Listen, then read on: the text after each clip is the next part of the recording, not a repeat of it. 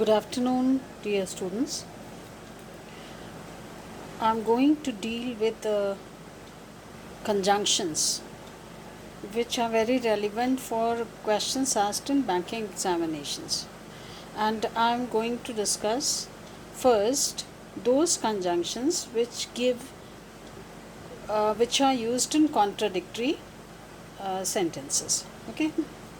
First group of such conjunction is though, although, even though.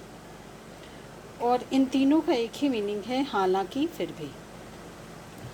Now look at the second option which I have written, though, although, even though. Okay. Now I have put a comma and then I have put yet, and yet is again followed by another sentence. Now what you have to understand, that in case of sentences that begin with though, although, even though, two contradictory statements come after these conjunctions. Yet is optional, that is why I have put it inside a bracket. You may or may not use it. That means even if you don't use yet, it will give the same meaning as with yet. Means though, although, even though, may take yet or may not take yet.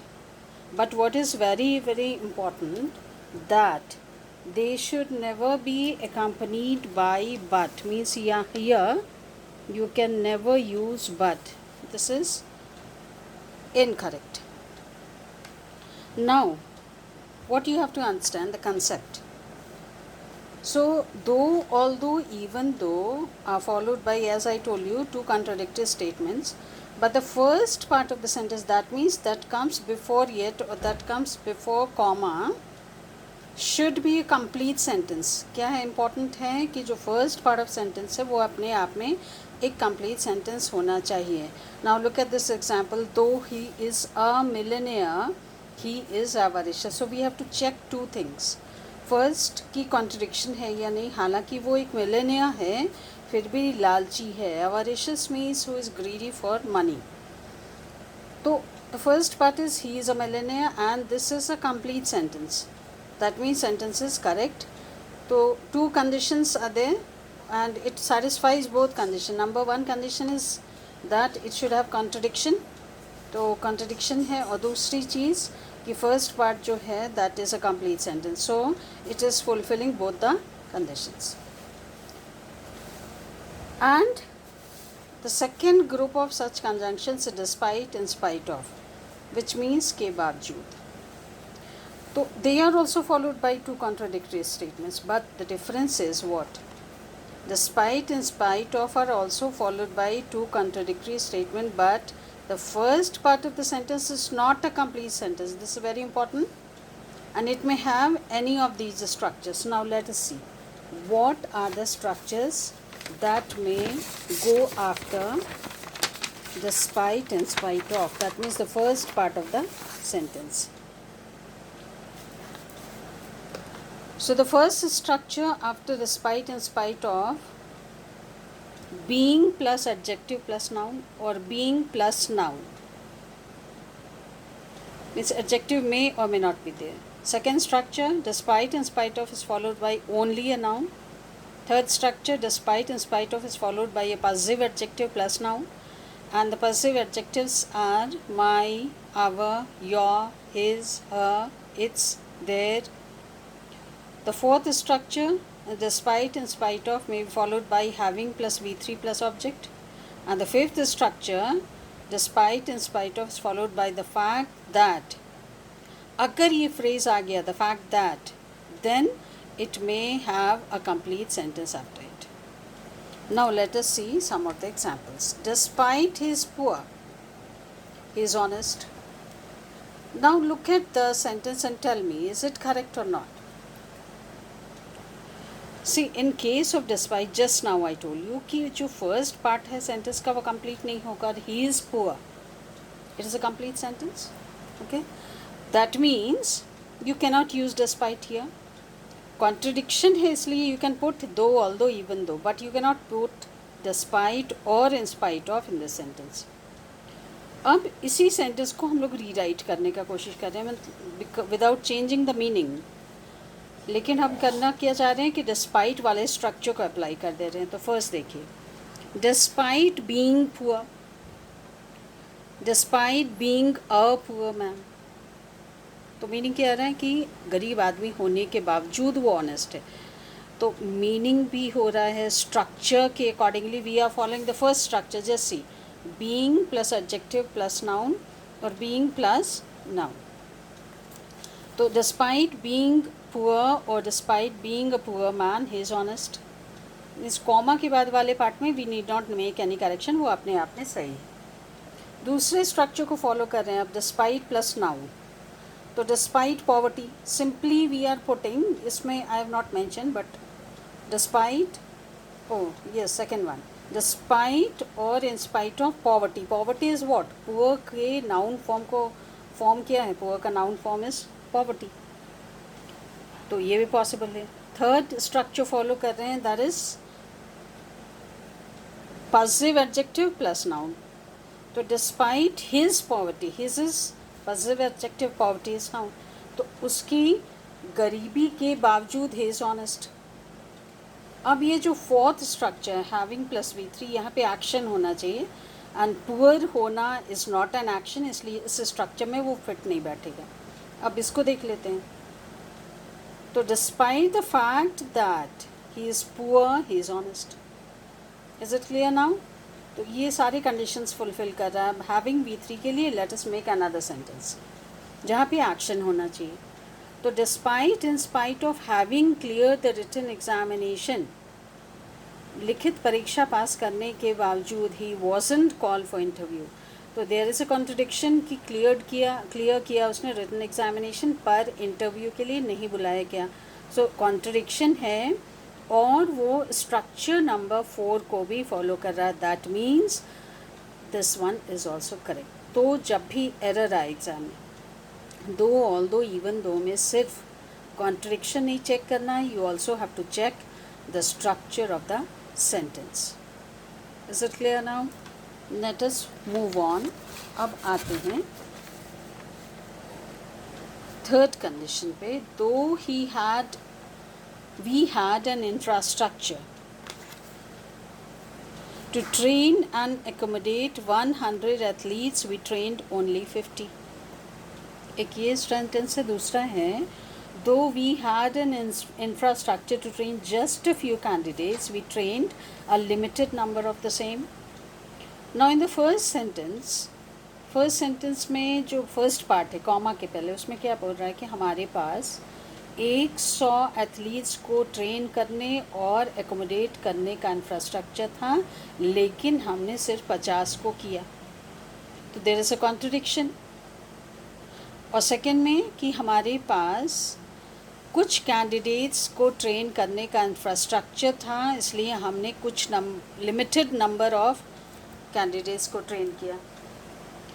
इसमें क्या है कि this sentence is correct because there is contradiction कि training की facility 100 की थी पर 50 को ही ट्रेन किया। एंड हियर यहाँ पे कॉन्ट्रडिक्शन नहीं है, इंफ्रास्ट्रक्चर क्या था,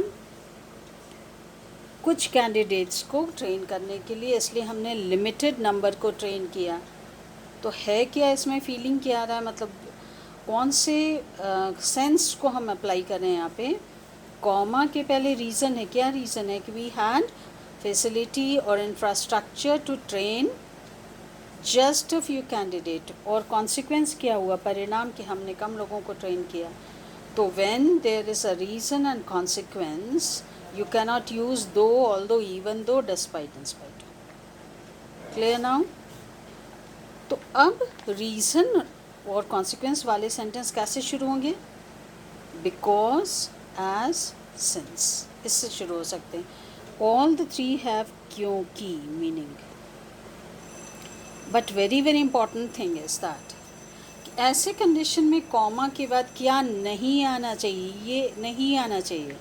नॉर्मली हम हिंदी में क्या बोलते हैं, क्योंकि, इसलिए।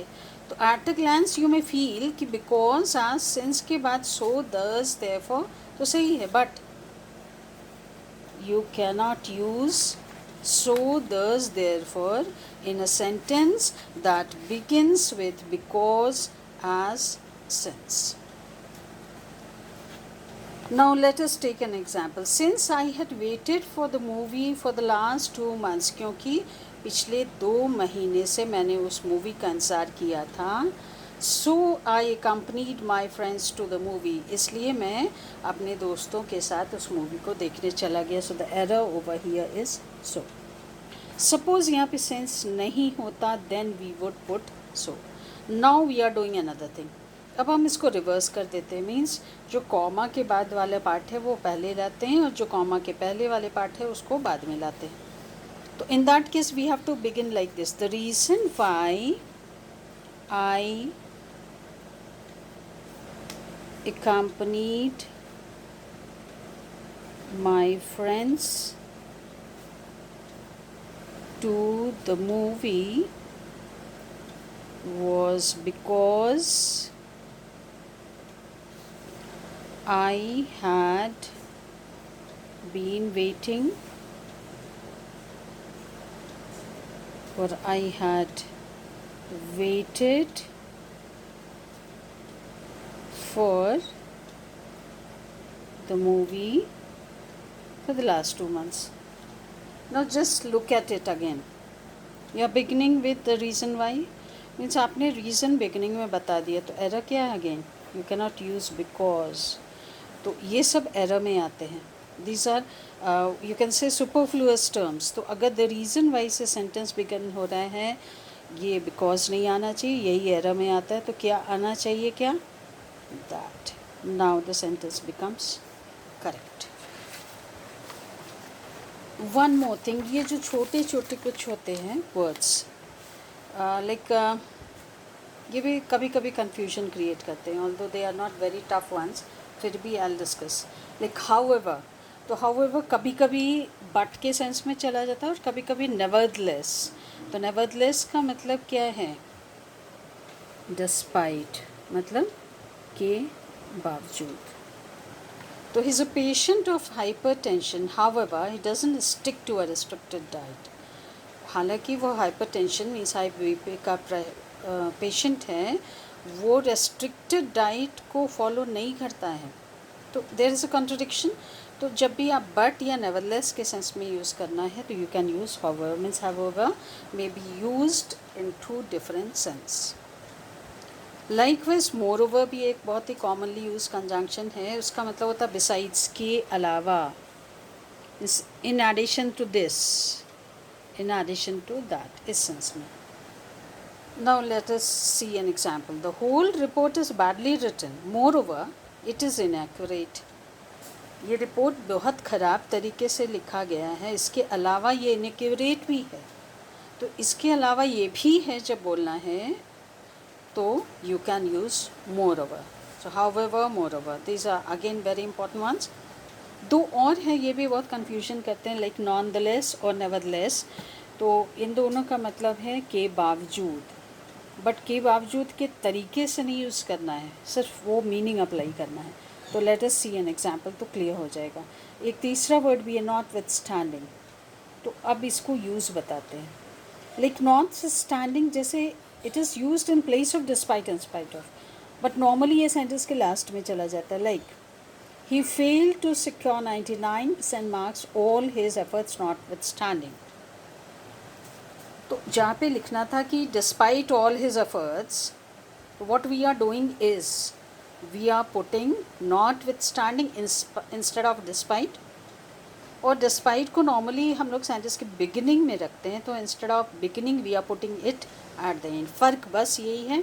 अब इसको उल्टा करके लिखते हैं. Despite all his efforts he failed to secure 99% marks. तो कंट्रडिक्शन भी है और वो स्ट्रक्चर भी फॉलो हो रहा है. डिस्पाइट के बाद ऑल हिज एफर्ट्स. अब ऑल हो गया adjective, his is positive adjective, efforts noun. तो structure wise it is correct.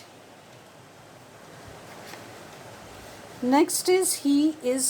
इसमें एक और चीज़ नॉनलेस नेवरदलेस जो है, इसका एक लास्ट में I have put an example. The rally which the government had declared illegal, जिस रैली को सरकार ने illegal declare किया था, was nonetheless attended by 6,000 people. इसके बावजूद उसको 6,000 लोगों ने उसमें शिरकत की, उसमें हिस्सा लिया.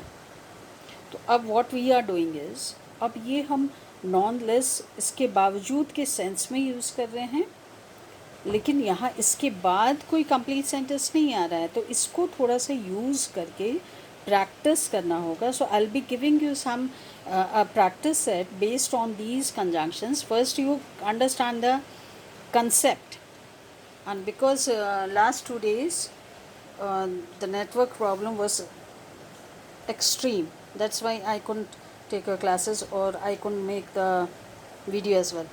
तो ये सब आप लोग पहले कंसेप्ट समझ लीजिए and then I will be giving you a practice. अब येट में आते हैं. येट अकेला भी यूज़ होता है, दो ऑल दो के अलावा अकेला भी यूज़ होता है. तो इज़ एन अथीस्ट, वो एक नास्तिक है. Yet he goes to church every Sunday, फिर भी चर्च जाता है. तो जब इस तरह के कॉन्ट्रडिक्शन में we can use yet. So go through all these concepts and then I will give you a practice based on all these conjunctions.